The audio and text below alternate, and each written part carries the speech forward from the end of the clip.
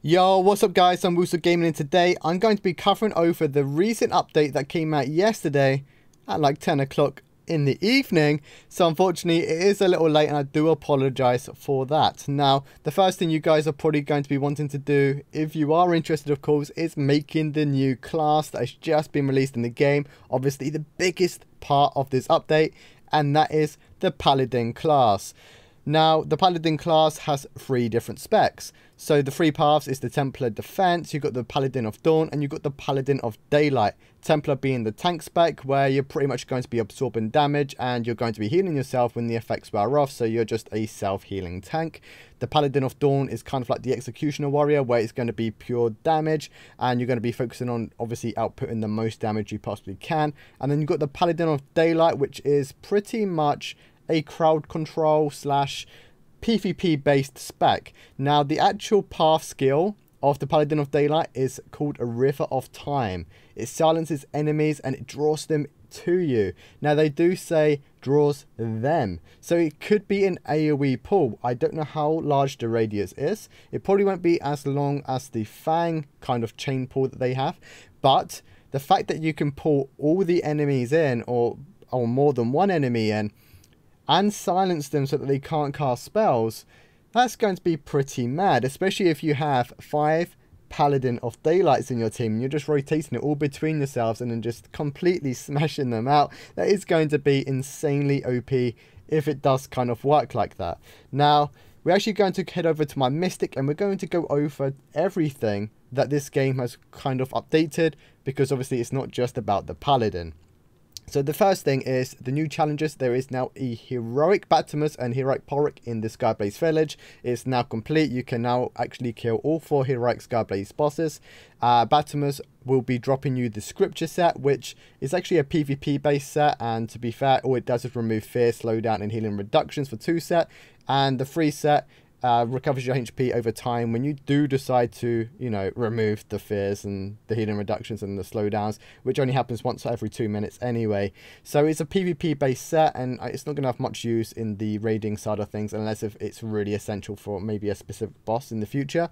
But I can't really put my foot down on any of the current bosses where you'll be needing that set.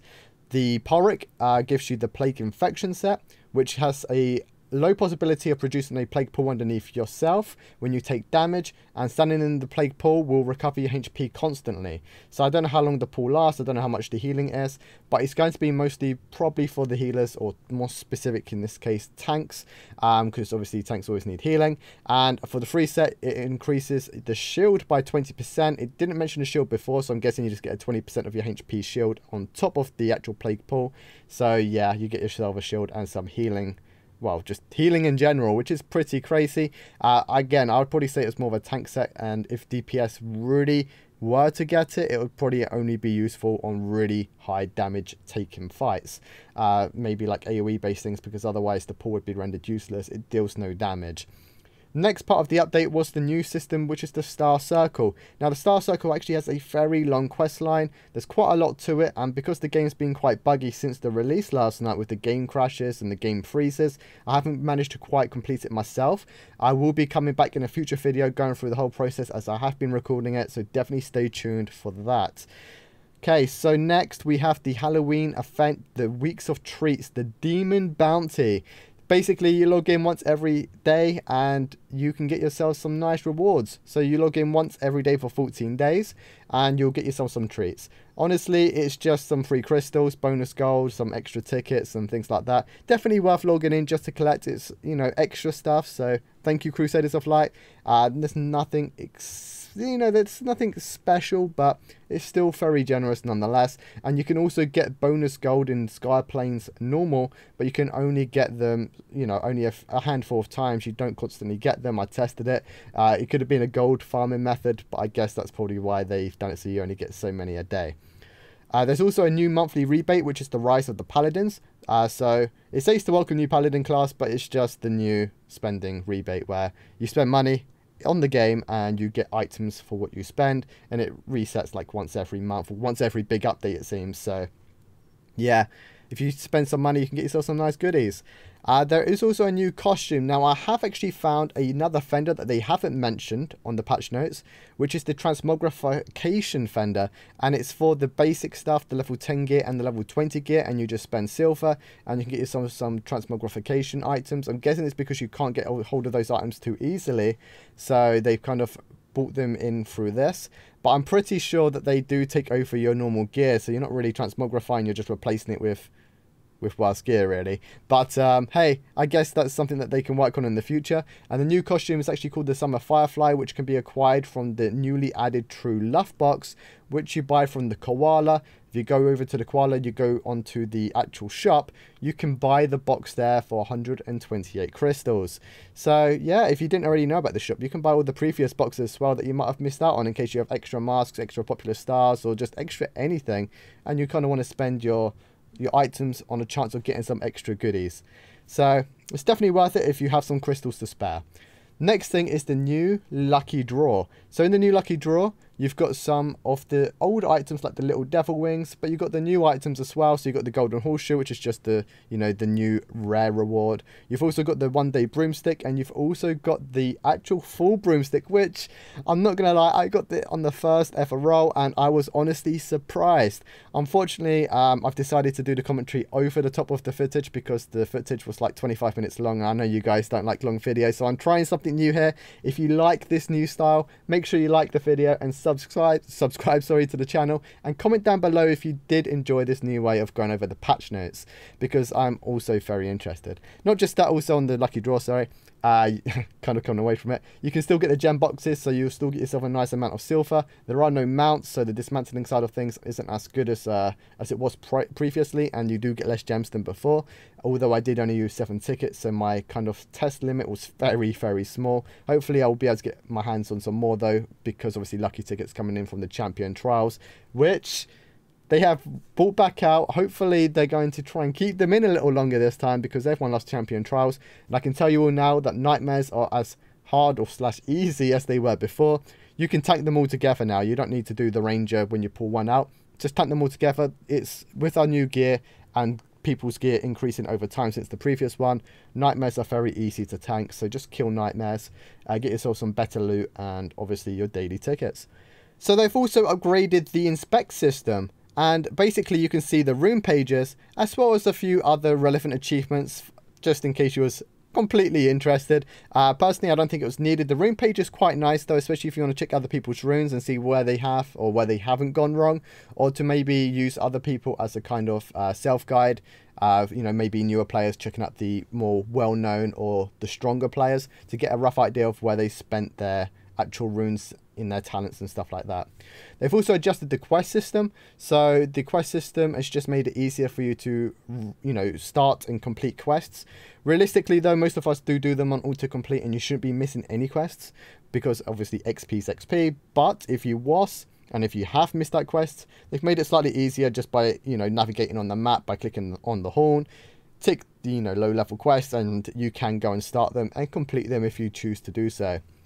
A nice little fix that they have done is with the Goblin Merchant. Unfortunately, I didn't get any recording of the Goblin Merchant coming up, which is a shame. But when it does come up, it has a little cross next to it. You don't have to open it anymore. You can just click the cross and it takes it off your screen. It does add a little extra icon at the top, however, next to the adventure button, just to the left of it. So you do get a little extra icon when the Goblin Merchant is up, and you do have the timer still as well. So you can see how long you've got left on it in case you decide, you know, hey, I'm going to buy a little Goblin Merchant.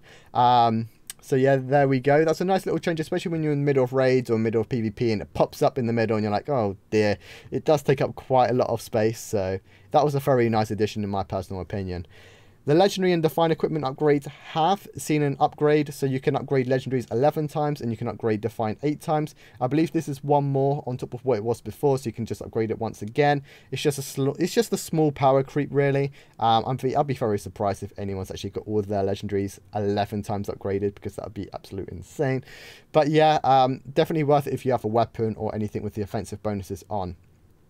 The friend space now allows pictures to be uploaded. Now, if you go check my friend space, you'll see I've put a picture of myself because I thought, why not? You guys see me on videos anyway, so it's not like I'm really hiding myself. But I wouldn't suggest you uploading an in real life picture unless if you really want people to see you. So please try and keep it as you know, as good and as user friendly as possible. And you can also upload pictures to the friend space as a post and let people, you know, I don't know, see your achievements or just see anything you choose to share. It's kind of like Facebook now, I suppose, now that you can update pictures and save pictures and stuff like that. But I haven't seen anywhere about saving other people's pictures, which is a very good thing. I think that would have been very bad, but they can still take screenshots of it if they choose to do so. But yeah, that's just a little change that they have done. I thought I'd mention it. Now, on the login screen, I did forget to quickly mention at the start, you have got 4 more character slots. Now, there was 4 before. People were kind of concerned that you wouldn't be able to make a paladin because you can't currently delete characters. You still can't delete characters, unfortunately. But there are 4 more character slots and you can create more characters. In this case, if you did have 4 before, you can now create a paladin. I thought that was a nice little extra additional feature that they did add, and I think it was needed as well. Otherwise, they would have had a lot of people writing at their doorstep saying that they can't make paladins, especially since that is kind of like one of the biggest updates of today. So a few extra bits that they didn't mention in the patch notes is mostly in the shop. You have got the honor chest, which is 98 crystals. Apparently it's 25% off from 128. You can buy it from the koala for 100 crystals. So I don't know how they figured that one out. It's technically only a 2% crystal loss, but still it is there if you guys want to try it. And it does give you the prestigious unicorn mount, which I'm going to show you in a second. You've also got the Holy Light of Honor box. 2,500 crystals it cost before. That's $250, guys.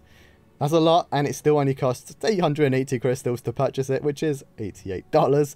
And it only really gives you a level 20 box. That gives you enhancement materials such as gems, essences, and more. It doesn't really specify what that more is, but that definitely doesn't sound worth it.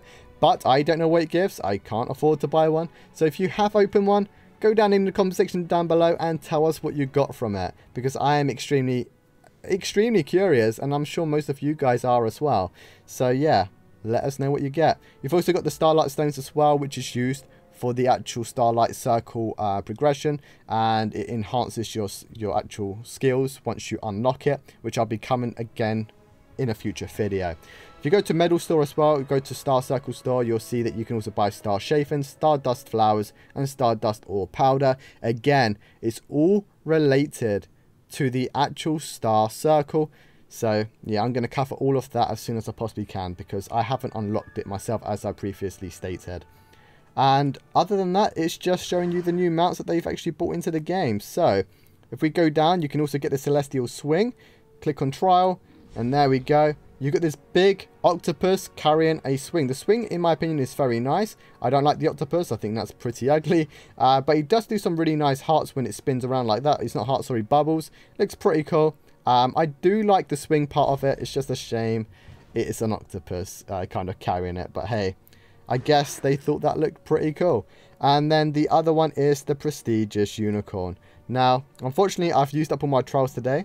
But I have got a recording of that, so I'm going to show that on screen now. But it is a very nice mount. I actually saw someone get one yesterday night.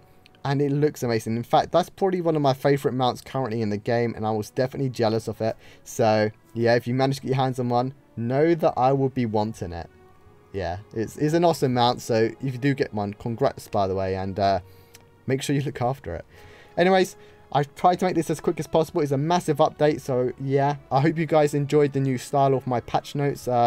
And the actual way of me providing this video. So if you did enjoy, make sure you like, subscribe to the channel, and don't forget to let me know what you thought down in the comment section down below.